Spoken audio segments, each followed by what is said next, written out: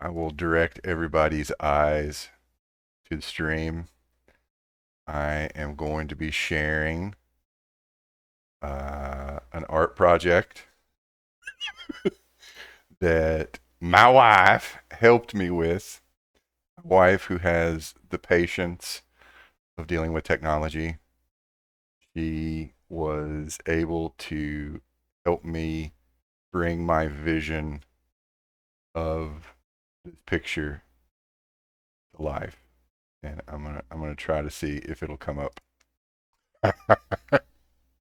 So let's see if it's working. Is it working?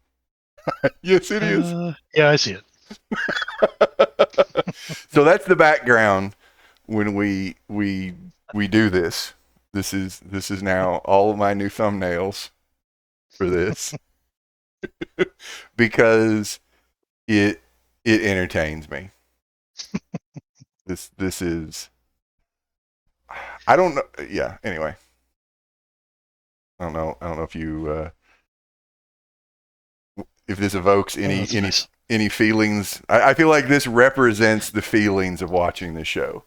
That it Yeah, is. it's very much a mood piece. So I feel like this show is a comedy. I don't know if you. An unintentional comedy, It's an unintentional comedy. So which is sometimes the best kind yes. So when a show doesn't know how funny it is. yes. There were things in this episode that made me laugh out loud, and we will get to them. I guess the best way of dealing with this is in the chronological. So let's do it. Again, All right, yeah, this episode started with cruelty. Unfortunately, it was last week's cruelty. with the same shit we saw in the previous episode. Yes, yes. Like, who is that for? I, it, I guess it's to remind all the old people um, to never I forget Synth 911. I guess. I mean, it really was like I don't know, just the fast version, Cliff Notes version It, of it. It was so bizarre. it was the Saw editing version of this first scene from episode 2, which is weird. Yeah, Yeah, and a very weird way to be in episode 3. yes, and it just made me think um, like never forget Synth 911. We won't let you. Do you know if Picard was week to week or was it dropped all at once? I think it was week to week. It was not. It wasn't Okay. all at once. Yeah. All right. So that's just kind of a stunning lack of faith in your audience that they Yeah. won't remember the cold open from the previous episode. Or the previously on Picard, literally a few seconds before that scene starts. Yeah. I mean, yeah, I don't know. It again, it all feels so like, and the whole show feels very imitative of prestige TV. Oh yes. Oh yes. Like I think about like Breaking Bad would always have cold opens and you wouldn't know what was going on. But Yes. like kind of every episode there would be more to the cold open and you would get more context as the season developed for what was going on until it all paid off and you knew Oh, I what was forgot. going on in the cold open. I forgot they were totally doing like little Steinbeck style asides. I forgot Yeah. they were doing that. Um, Yeah. and then would add up to something. Yeah, I Yeah. completely. Well, that's a better show. It We was, should be watching that. it But was neat. anyway, we're not. Wow. No. we're, we're watching Breaking Bad Picard. Oh, before I forget, do you have an alternate uh, episode title for this one? What was the actual episode title? Also, Oh god, it was another one of those just like really generic. the end is the beginning. The beginning is the end. Yeah, it's It's one of those. Okay, or both of them, neither. It doesn't matter. Is that a reference to the Smashing Pumpkins song I don't. I don't know. from the Batman and Robin soundtrack? It is. It is. No, I it's choose to believe that. okay. Yes. Yeah, the end is the beginning. Okay. So Which the fuck does that mean? my The end of okay. what? My alternate this title is One Flew Over the Borg Cube, Mm, which I that's the stuff I actually liked about this episode, but with a big yes. capital B-U-T. Yeah. And probably what the actual episode, probably the length that we're going to discuss it. My alternate title is "We Need to Talk About Raffi." Okay. That's like Star Trek. We, We need to talk about Raffi. do But we have to? yes, but so we get the flashback of why while Oh yeah. we get 14 years before Picard and Raffi going to, I don't know, the Starfleet Congress or the Evil Admirals Convention and making a case for helping the Romulans. Right. So that's where we see this after Synth 9/11 clip show With digitally de-aged Patrick Stewart. I didn't notice that Um, actually. yeah, it actually wasn't terrible. Okay. They did it kind of subtly, Okay. and it didn't make him look like weird plastic face. So I was like, well, okay, they did a subtle job Okay. of trying to make him look, 14 years younger. So a spry man of 106. I guess. Okay. Anything jump out at you like from that particular scene? Any gripes? I don't want to hog the mic. Well, I don't like the casual introduction of a new best friend. Who has a pet name? Calls him JL. Oh, Get the fuck out of here. I knew like there there's just there are just certain things that I know. Oh, Brent not gonna like that, and so And she kept doing it. he I will think she did it like 3 times in that scene. she will never stop. Ah, That is what she calls him, and I don't know why. ghastly.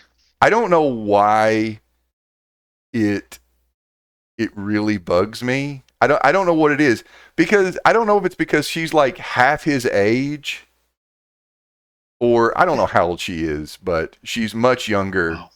And it's not really sure how they fit together, other than this is a flashback that is telling us that they're BFFs. And Yes, and that's my problem with it. It's just kind of like, we'll just shorthand in the script that they're on casual, friendly terms they have nicknames. because she refers to him, in a way that he would probably never allow a subordinate to refer to him in. Like I picture Riker rolling his eyes in the corner, like, oh, Yeah.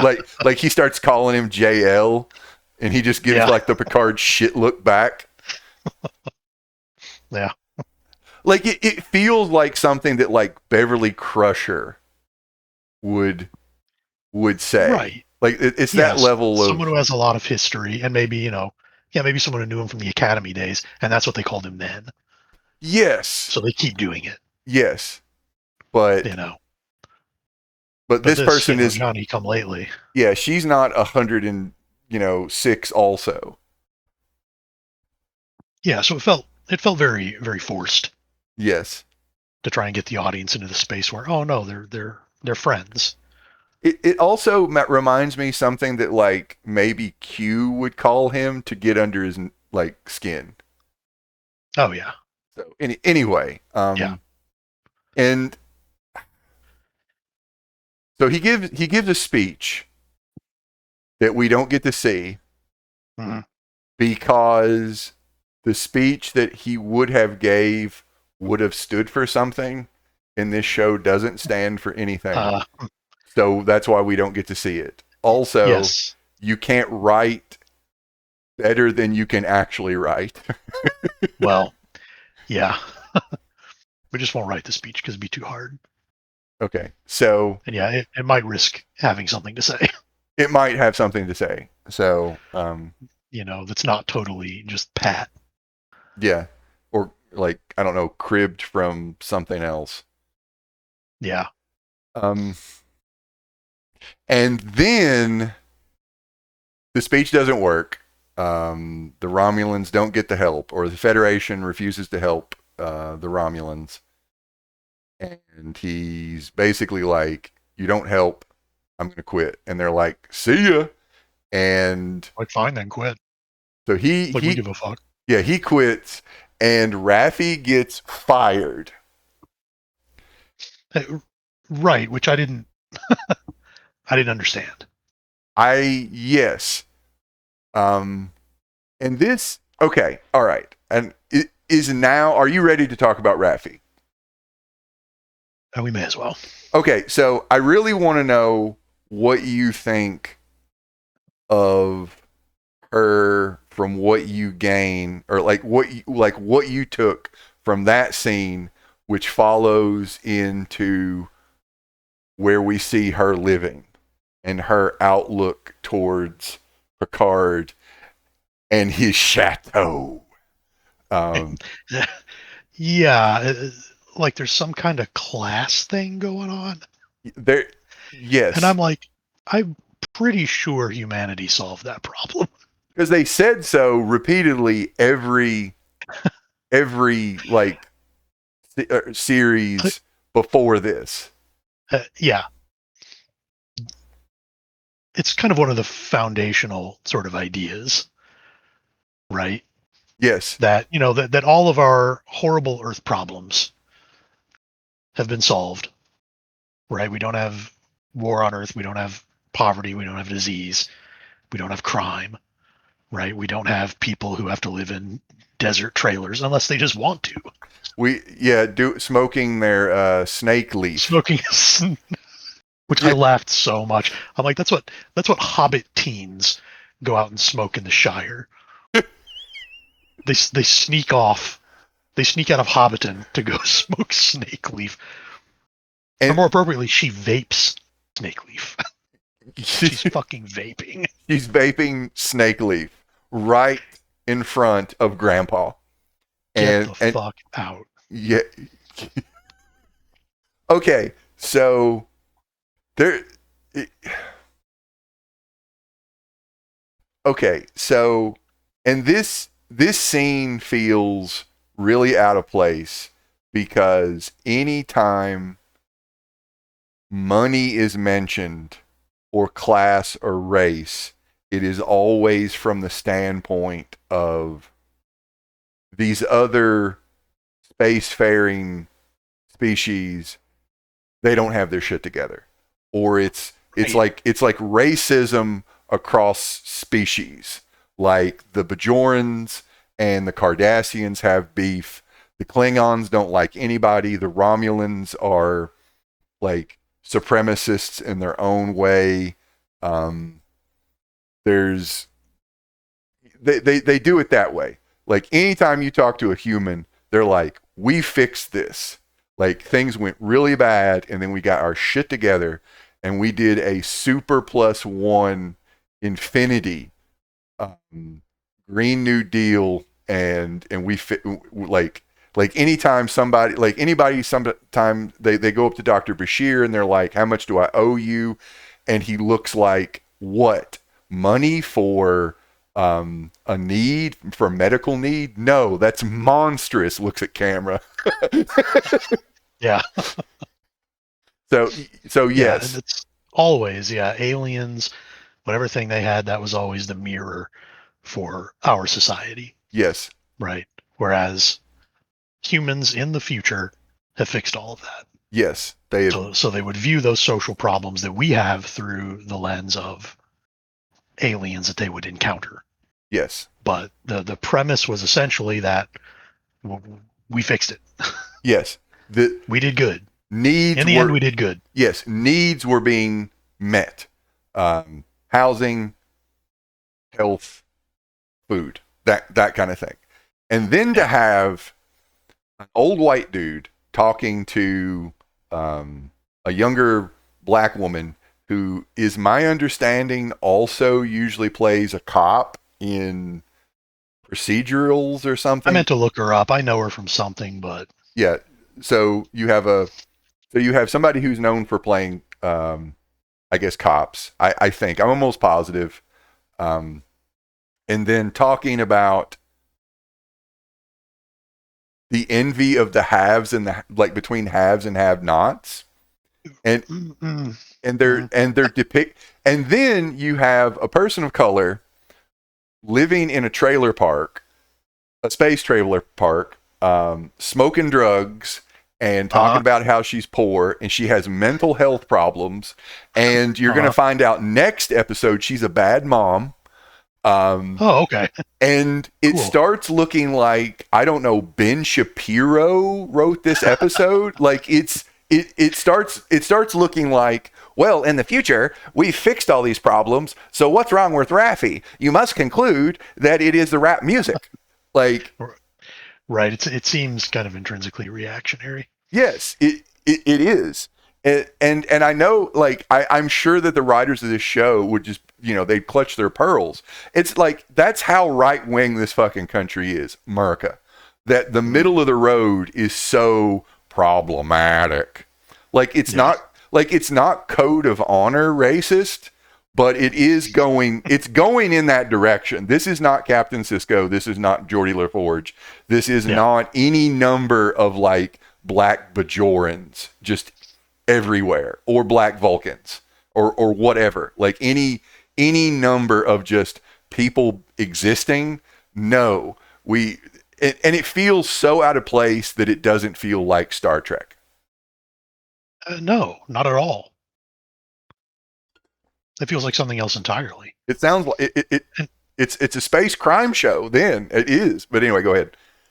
yeah, no, I mean, I feel like there's a lot of that kind of stuff that is just kind of cribbing from like Battlestar Galactica and other kinds of like, because in Battlestar Galactica, very much humanity does not have its shit together, No, no.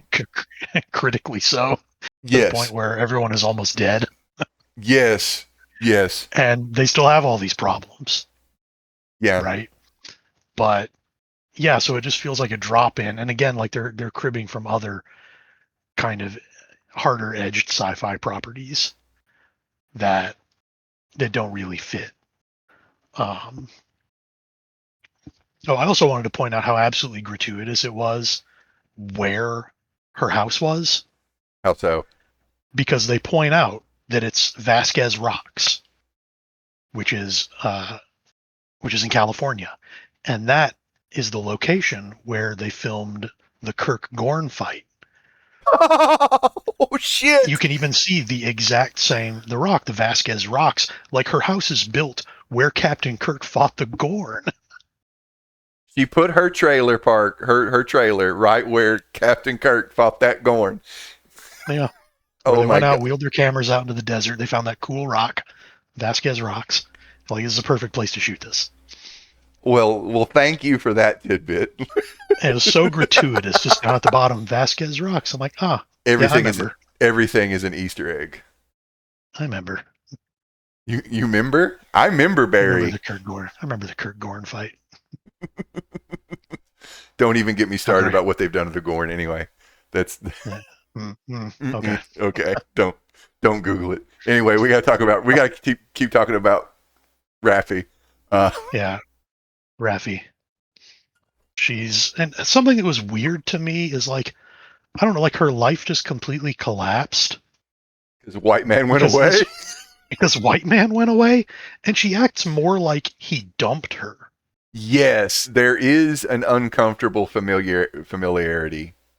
Like he was that they were inappropriately fraternizing. Right. Like he's like, her ex-husband, Yes. who she was madly in love with, but then he dumped her to run off with a younger woman, and now she's bitter and angry That's why she. about it. That's It why he's seems going way after. beyond, That's why he's going after these robot girls. right? He's chasing younger women around the galaxy.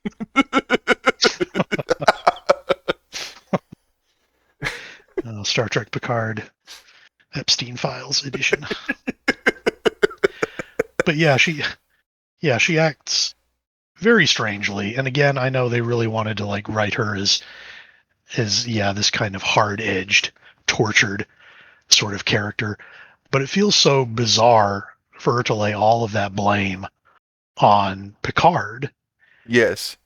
instead of at like Starfleet. Yes. Because she knows he's a good guy. Right. Because he's He tried fucking to do the right JL thing. Picard. He's JL. He tried to do the right thing, and they both got screwed Yes.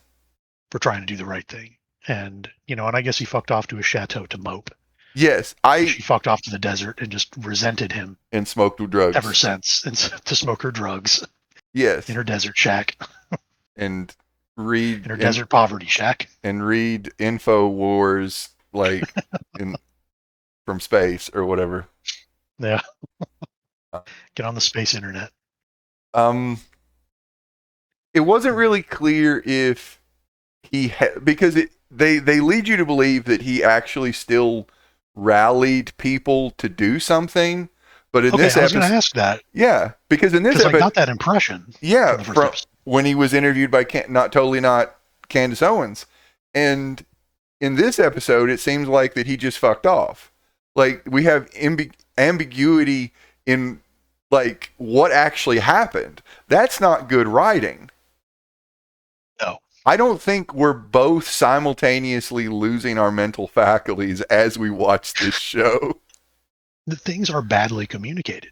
They really are. And part of that is the way they edit things, which I'll get to here in a little bit. I do have one other gripe about that scene, and it comes back to the writing and to that specter of contemporary language. Because when she talks to Picard, she says pro tip and then says something. And I cannot tell you how much that disgusted me. I don't remember her saying pro tip, but I believe you. Yeah, because I was like, did I hear that? And I rewound it. Okay. To make sure she said pro tip, like she's arguing with him on fucking Twitter. And also, it's good to know that the legacy of fucking GamePro magazine has survived into the far future.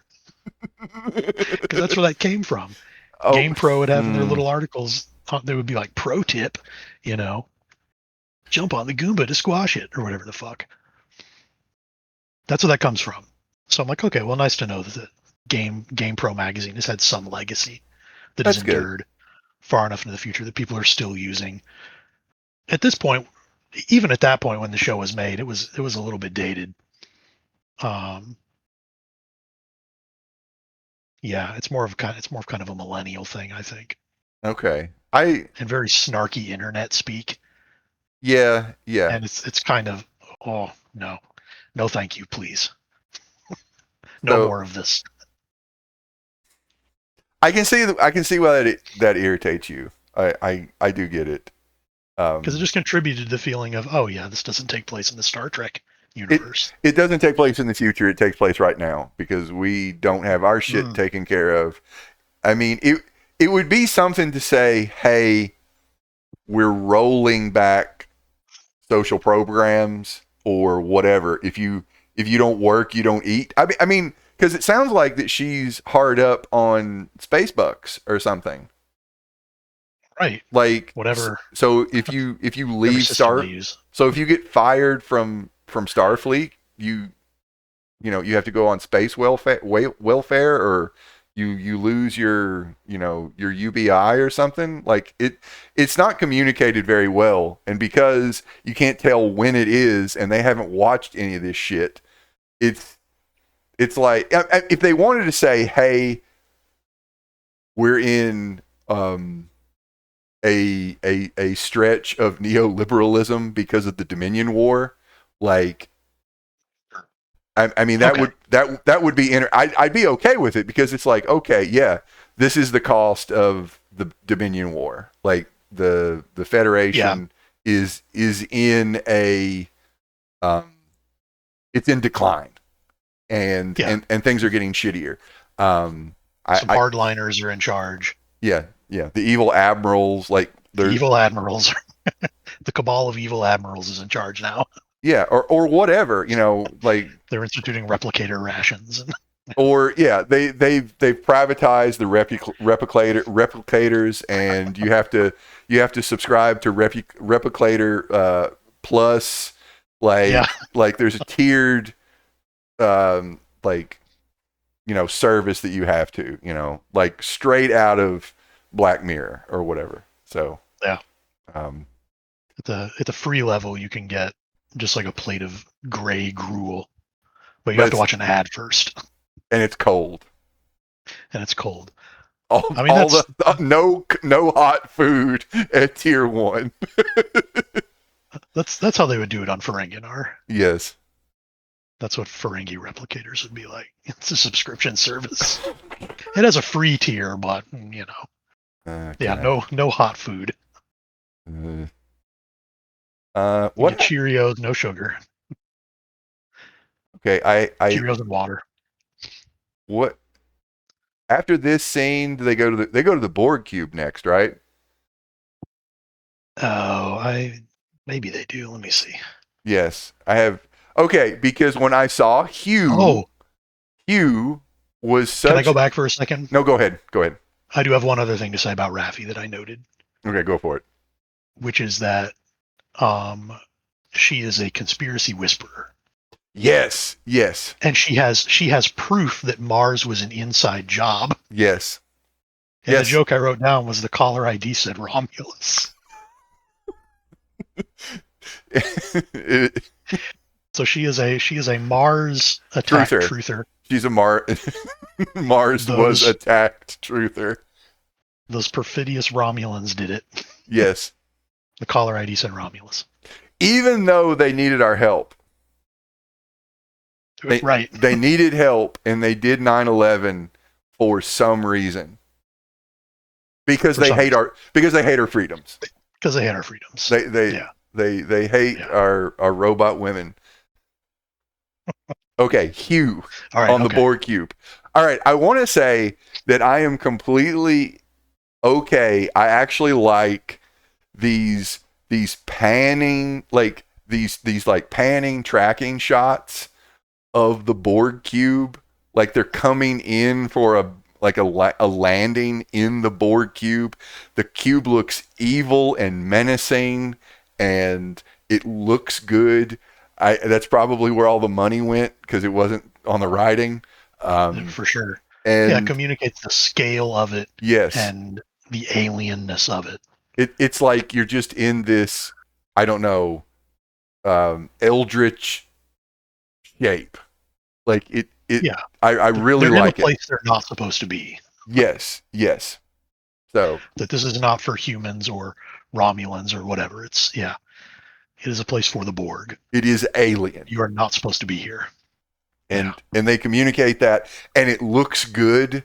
And the only thing I really have good, like the B side, the Borg story,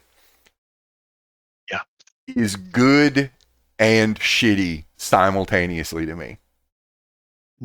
Yes. Okay, so you and it's more of that Game of Thrones magical blah blah, and also what you were talking about, like really poor editing. Yes. Because they the point where. Go ahead. But no, I was saying to the point where it becomes hard to follow what exactly is going on. Yes, because a scene that they should have just let play out gets chopped up, and they keep cutting back and forth. Like Picard goes to meet like all these different people. He gets attacked. I know I'm jumping ahead, but it's just not much is happening in the B story. to the point of like it would have worked better if they just let the Borg story do its thing and be Yeah. done. Like it would have worked so much better. It was so fucking frustrating. Yeah, just be a complete sequence. And it's so And then go back to what Picard's doing. and this is another, we have to check in what everybody's doing. Let's check in with Arya. Let's check in with Sansa. Let's check in. Yeah. Oh, we haven't checked in with Tyrion, and it's just more of this Game of Thrones in my Star Trek. Get it out. Like, yeah, it's that imitation prestige TV. Yes, like let a scene play out. Yes, especially since it's trying to communicate something. You're trying to tell your story, correct? Yes. So do it. And do it. So okay, it was so frustrating, that back and forth. It really annoyed me. It's so bad. It really is. Because no individual thing was itself complete.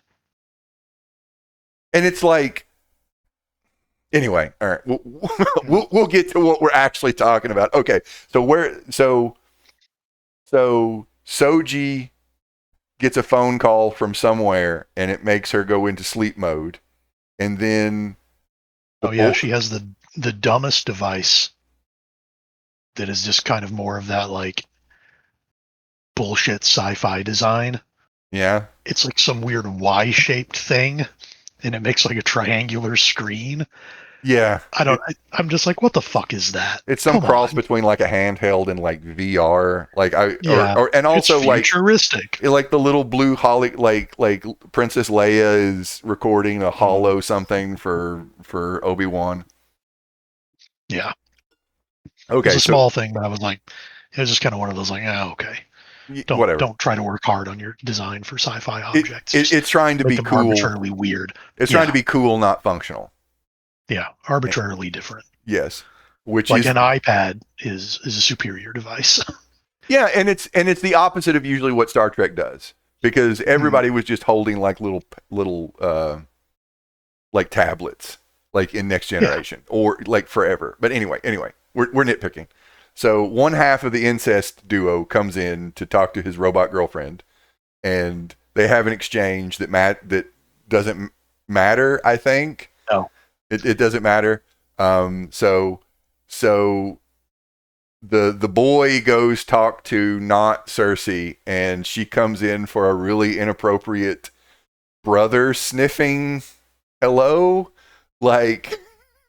Yes, and I wrote that the creepy incest twins were going hard on the creepy incest.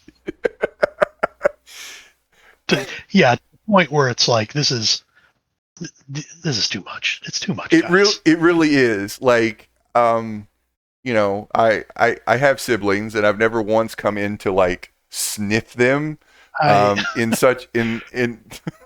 be judging about like their mating practices. Like, it's all. Yeah, it's not even like. It's not even subtle. It's not even incestuously coded. Like, it's the subtext is text. Yes. Okay. So legally distinct Cersei is being creepy with I don't know, cute Romulan boy. I don't know. And handsome Romulan boy with his scruffy beard. Yeah. Yes. And then I don't know, the scene cuts away from them, I presume, so they can go have sex. Why not? I guess we should just say not Jamie and not Cersei. Yeah. Okay. Anyway, because I think clearly, they're just trying to snatch some incest cred from another prestige television program. And then Soji goes to meet up with Hugh, and I forgot. Like, I could not remember when Hugh showed up, but I found him to be a breath of fresh air. Just his presence. Yeah. Yeah, I liked him. I liked that. Yes. So I like that Hugh is there. Okay, so I was like, oh, okay. For anybody who doesn't know who the fuck we're talking about, Hugh was from a good episode of Next Generation. He was a Borg who got separated, and the Next Generation crew nursed him back to health and then sent him on his way. And he gradually, over the span of this episode, was becoming more like he was breaking away from the collective on his way to being a good capitalist. he developed an individual identity. Yes, and fast forward forever, decades later, he is, I guess, presiding over the excavation, the research the joint research venture in the Borg cube, and he is overseeing he's executive director or something. Yes, he is overseeing ex-Borg being reintegrated into society, and that is a perfect role for him. Right. And I can only imagine maybe one other character maybe more suited for it, but I'm getting ahead of myself. Well, okay. Right. I know what you're talking about. And the next episode we talk about her. Anyway. Okay. Other famous ex-Borg. Yes. But he really works. I really like that they got the same actor. And yeah, I had to look that up. Yes, he was the same. I was like, I think it is. Yes. Yes. And good for him. He's kudos for that. He did well. He was kind of a little bit creepy, but also like he was sincerely creepy. Like I kind of feel like he was just out there. Like he's an outsider. And the misfit Borg guy and the misfit robot girl are trying to do good in the galaxy, and it's a little heartwarming. So so they go to they have all these Romulan ex-Borg, and they have them in an insane asylum. Yes, where they do insane asylum things like stare off into space, or rock back and forth, or tarot card reading some object like her Romulan tarot cards. Yes. It would have worked if they didn't shoot it like a horror movie. Yeah. Because they did some, like, I don't know, jump cuts. They did some fast cuts. There was somebody drawing in like black chalk, which just looked at it looked like a scene out of the Mothman prophecies. Like they were trying to make it scary. They were intentionally trying to make these mentally ill coded individuals, these or even like, I don't know, deformity coded. They obviously have some deep psychological traumas, but they also have physical traumas. Yes. So it's like a mental hospital, or like even like maybe a VA hospital. I mean, we have these icky people, icky bad. Let's shoot this like a horror movie instead of shooting it like we're actually trying to help these people. Shooting it like a hospital show or something. Yes. It was not like hospital coded. It was insane asylum coded. Which is where I got the One Flew of the Borg's Nest. Like even the movie version of One Flew of the Cuckoo's Nest was shot more respectfully. Yeah. Because you just had people, behaving weirdly, oddly, and so forth. But at least it wasn't shot with like Saw edits. And I think there was even a little bit of like shaky cam in there too. And I'm like, this is just unnecessary. Oh, there might have been. Yeah. Yes. And then Hugh and Soji stay in this area talking to this one ex-Borg Romulan who is doing Romulan tarot card reading. She's doing magic. Yeah. Which I did like the Romulan tarot cards. That was just a neat detail that I was kind of like, oh, that's kind of a cool little like cultural thing. I did like that. I wish I could see more of. Yes, I thought that was a little thing. Yeah, that was. We get cool. the detail that The Romulan houses have fake front doors. That was little. Yeah, I thought that. And I was like, oh, that's kind of cool, and that kind of makes sense. Yes, I like Traditionally, their that. houses have fake front doors. You have to go around back to actually go inside. Yes, but apparently Romulan magic Okay. actually works because this character knows she's a robot. Anyway, it's Right. She divined it. yes. She did divination magic. So that bugged me. But we're getting ahead because every time something happens with these three characters talking, we have to go da da da and then cut to what Picard is doing. Yeah. So Yep.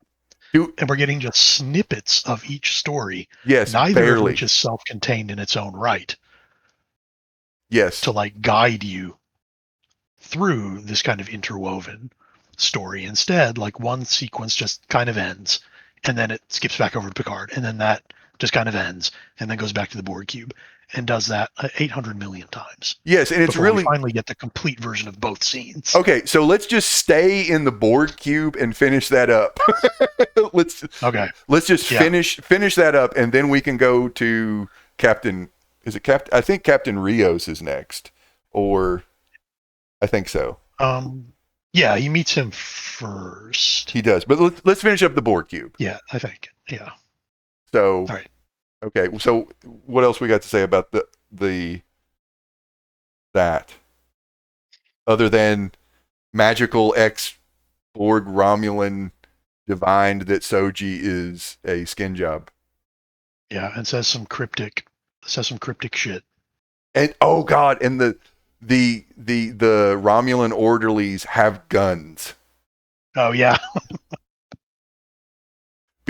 Because the person they were talking to wigs out and grabs the side arm of the Romulan orderly, and then Soji has to $6 million woman over and grab it. And yeah, because Soji is the destroyer. Oh shit! I fucking forgot about she's the destroyer. And all the crazy people are like the destroyer. Yeah. Okay. Yeah. So a prophecy has been spoken. Yeah. By the mad woman.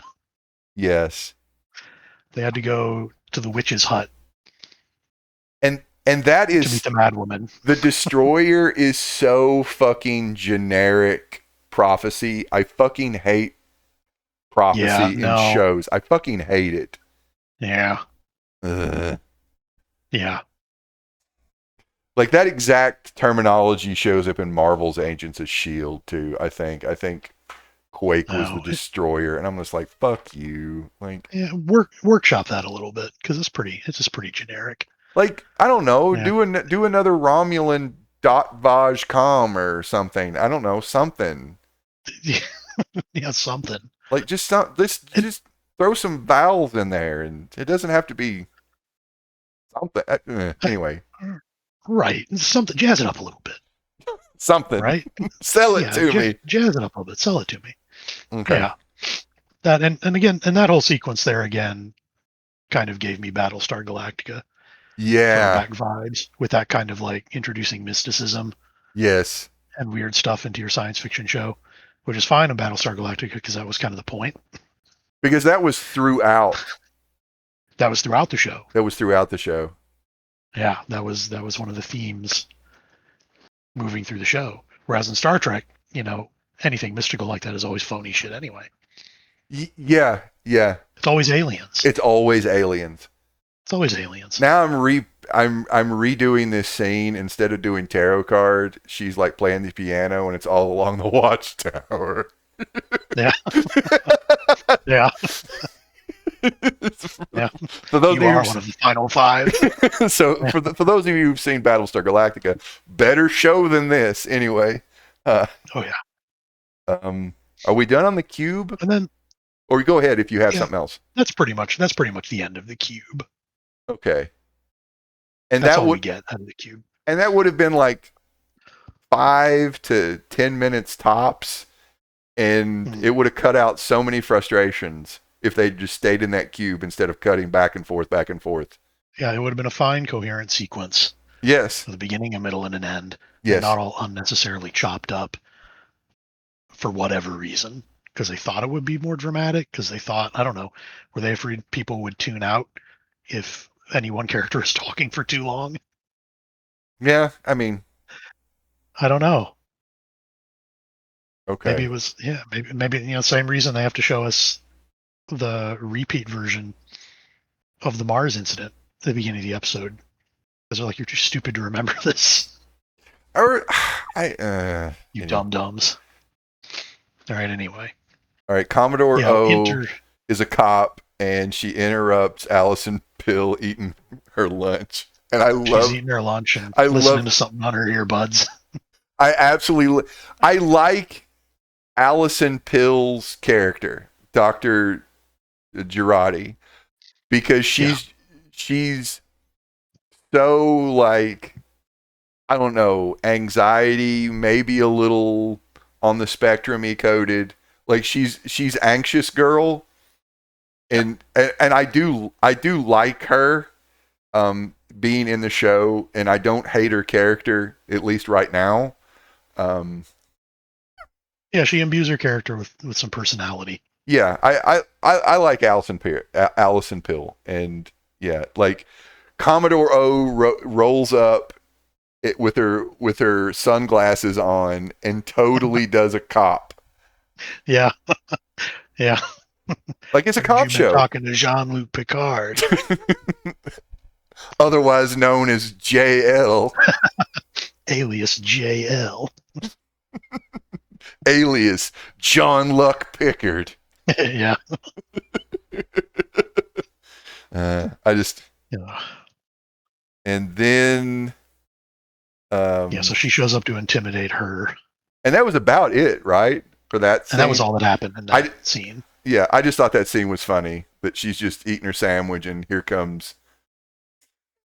Yeah, not even like the goon squad. Yeah. From Starfleet Security, like the head. Yes. Yes. Security is showing up with her cop shades on. I'd like to ask you a couple of questions. Where were you on the night of the blah blah? Yeah. Okay. And that's all we get. We find out what they talked about later. When she shows up at Picard's house after the action scene. The stupid action scene. But we have to go. We have to go meet Captain Rios, who I'm calling him Captain Wolverine. Me too. Oh yes. When we first saw him, the first shot of him sitting there in his tank top with his cigar. No, he was shirtless. Shit, Captain Wolverine. Was he totally shirtless? Okay. I couldn't remember. He was. Okay. Because he puts a shirt on over his horrible wound. Anyway.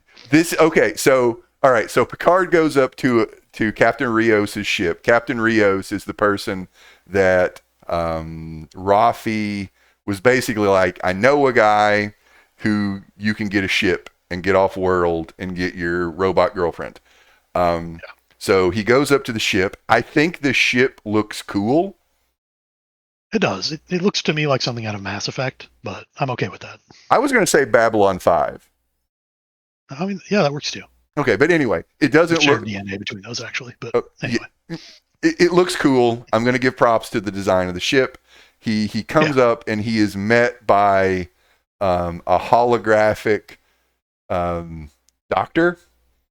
He's an emergency navigational hologram. Oh, okay. So he's not the doctor. Okay. He's like a backup pilot. Oh, so that's the third hologram? I thought we only had 2 holograms. So the captain is the only actual person on the ship. All the crew are holograms, and they're just the captain with different haircuts and accents. Yeah, which is kind of really stupid, but I also kind of really like it. I feel like it is another instance of one actor playing multiple characters. I mean, it definitely saves you money. It does. I kind of like the idea, but it also makes the captain seem like some sort of like insane narcissist, that he has all of these holographic people, holographic crewmates who just look like him. Which is kind of why I love it, because it's like the story that's not told is like, why do they all look like you? Captain Rios. That's so weird, dude. It's really weird. So okay, so When they could look like anybody. they could look like anybody. I'm just saying, Anybody. I to get a little smutty. I'm just saying, I think there was a missed opportunity for Picard to show up, and then like you have a hot woman with just different wigs on playing all the characters. Yeah. Like, and I feel like that like Captain Rios would have like, oh, company's over, like, and then like their boobs get smaller and they're just in full Starfleet uniforms. He has to switch him out of Catgirl mode. Yes, something like, I think that would be funny. But anyway, okay, so Picard meets Captain Wolverine. Captain Wolverine. He is literally the first thing I thought when we first saw him. Because he is, I was like, oh shit, Captain Wolverine. He is wounded. He has a piece of metal in his shoulder. He is shirtless. He is smoking. He is drinking. He is Kraken wise. The only thing that would be more gender affirming would be for him actually to be making out or having sex with a, like, I don't know, a hot woman. Like, right? It is the most, like, he needs a Steven Crowder gun holster with him too. Like, just something is so, like, I really think it is unintentionally hilarious. And you also dubbed him Captain Wolverine. Oh yeah. Literally the first thing as soon as I saw him. And he even he has beard and scruffy hair. Yeah. Like, he is Wolverine coded. Oh shit, it's Captain Wolverine. He just got done fighting Sabretooth. Okay. So you looking for a shit bub? I like the actor. Like, I do think that he's getting stuff to play with. I hate Captain Rios much less than Raffi. I think that's fair. Dare I say I might even like him. I do think, but anyway, I think there's an opportunity. And I completely forgot about his backstory, which you will learn in the future. I don't want to ruin that. It's more, it's more grimdark. Oh, okay. He also has tragic backstory. Because we got a little bit of that in this episode, but not like the full story. And he also has beef with Starfleet. He's ex-Starfleet, and which kind of makes him a better version of Raffi. But okay. Yes. Okay. I will say that scene, it did have one other thing I really liked about it, which was when Picard's talking to him, and Picard like instantly reads him and knows what's on his character sheet. Huh. Yeah. Because I'm like, this is probably the first time he's actually felt like Jean-Luc Picard. Okay. In the show so far. Because he's like a master diplomat. He's been through a lot of situations. He knows how to deal with people. And he gets on the ship, he looks around, he looks at this guy, and he's basically like, I know exactly who you are. Yes. Right? That some of this is an act. Like, some of this bad attitude is an act. Yeah. Yeah, or at least the not giving a shit. That he's putting up a front. Yes. And I was kind of like, oh, that's a little bit of old Picard. I wish they would have just stretched that out, that, a little bit more instead of like, we gotta wrap this up. Yeah, it could have been a really fun scene. Yes. Or just an episode, really. Yeah. Well, right. We don't want to get Nah. All right, so he meets him. Then what? And they don't really come to an understanding. Maybe an unspoken understanding. Yeah. It's a little bit ambiguous. Like, is he going to help him? Yeah. Is he not? We don't know for sure. Okay. Yeah, he has to talk to himself. He has to talk to himself. He has to go talk to Hollow himself, the Irish version. The hologram who lists all of Captain Picard's many accomplishments. Yes. That seemingly the rest of Starfleet has forgotten. He saved us from the Borg. I mean, kind of a big deal. Yes. Or it's kind of a big deal. He's kind of a legit hero. Send that in an email to all the evil admirals. Just saying. Right. What have you done? Mm. What have you done for the Alpha Quadrant? Not too much, I'm afraid. Okay, so he gets a pep talk from himself, so then he agrees, or at least, you know. So that when he shows back up, it makes sense. Yes, they, so He wants to do this. anything else about Rios? No, that's about all we really get out of him. Yeah. He shows back up at the end, but we don't really get any more about him other than some bantery shit. Yes, he does his little bit of Star-Lord. Yes, yeah. Is this just the Guardians of the Galaxy? Well, I'll have a more full picture of that probably as we go on. But when Drax shows up, when Drax shows up.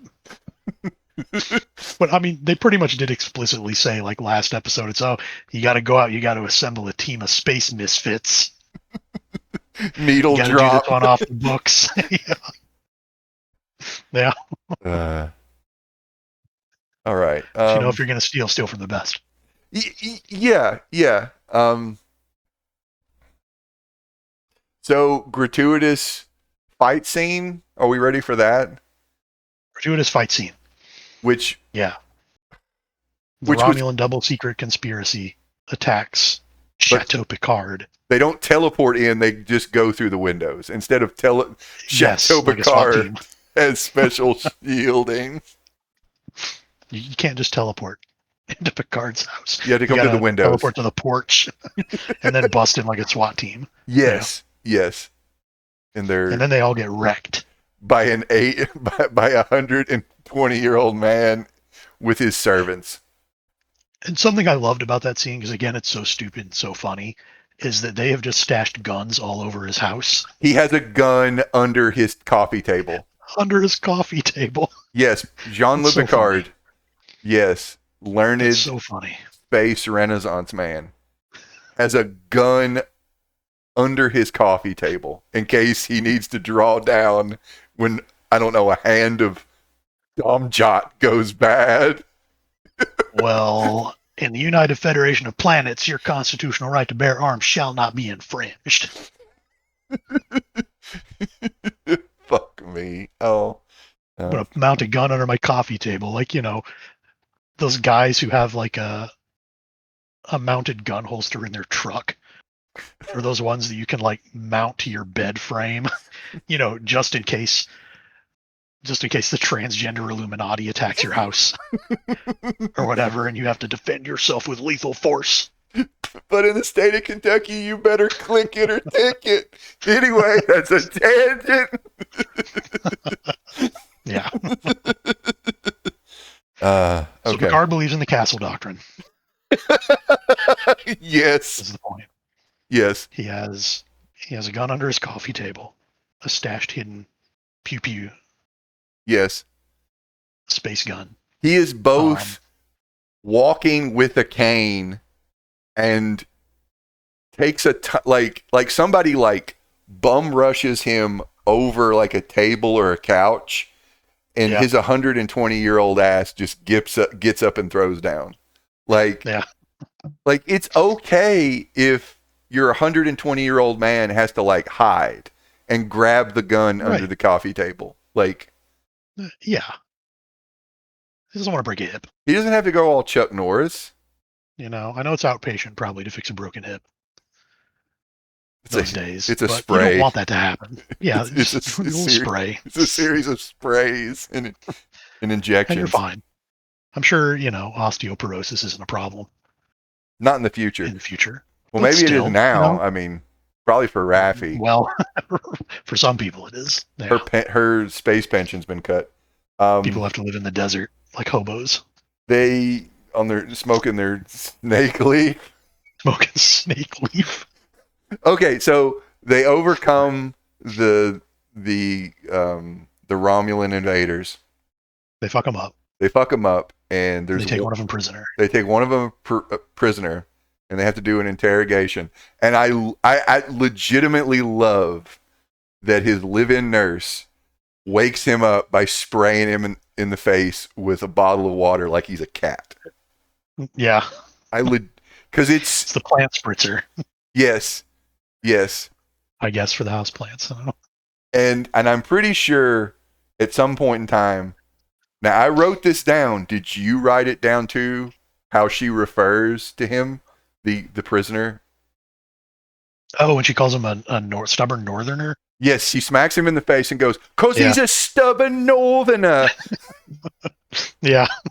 And get your from Space England, what? Get your Game of Goddamn Thrones out of my show. It's just like, was he north of the wall? Like what? Right.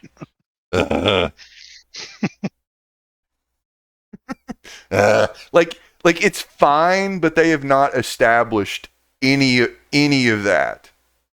No. So it's and I would love to learn more about Romulan regional and continental differences, including accents. This is all relevant to my interests. I would like to know more about Romulan society and their internal stereotypes. Yes. Of the various regions. But I don't think we're going to find that out. I'm just saying. No, it was just there for dressing, and they kind of took the easy route. Yes. For something that's kind of like already in our world.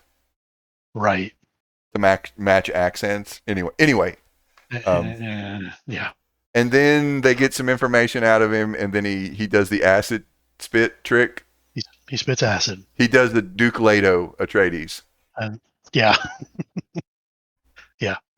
He melts himself. Okay. He melts himself into goo.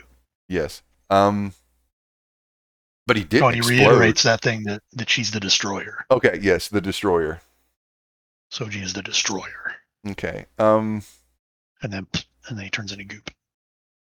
And then everybody goes up to Captain Wolverine's ship. Yes. And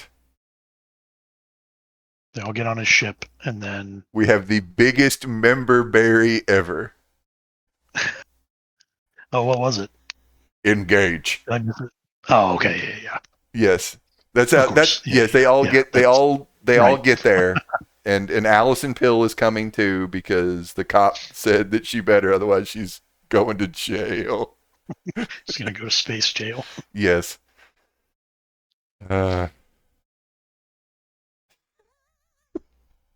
I laughed out loud when he said engage. Yeah, it just passed through me for whatever reason. But yeah. Because it's a bit of like, that. Don't you make me remember a better show. And I say that all the time because, I watch a lot of bad movies. I really enjoy them. But sometimes a director of a bad movie can't help but remind you of a better movie.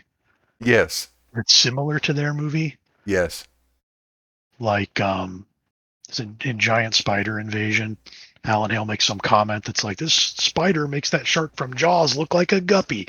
And it's like, don't remind me of a better movie. Don't remind me of Jaws. I wish I was watching Jaws. because it's just going to make me think, fuck, why am I not watching Jaws?